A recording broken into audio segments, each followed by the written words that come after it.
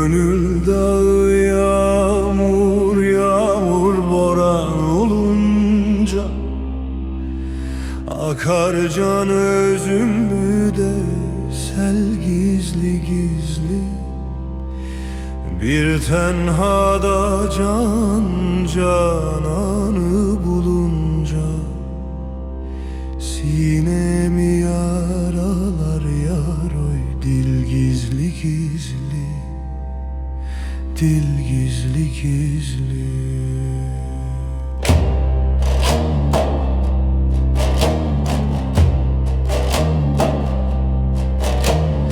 Dost elinden gel olmazsa varılmaz.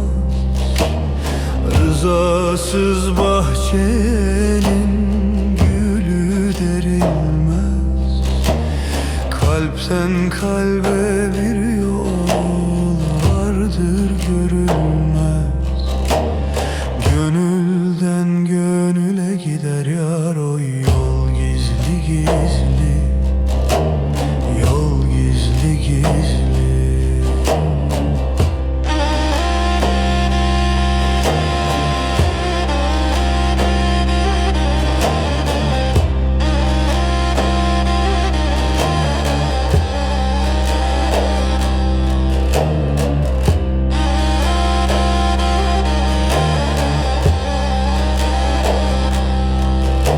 Seher vakti garip bülbül öterken, kirpiklerin okuyar yar cana batarken, cümle alem uykusunda yatarken, kimseler duymadan yar oy. Gel gizli gizli, gel gizli gizli.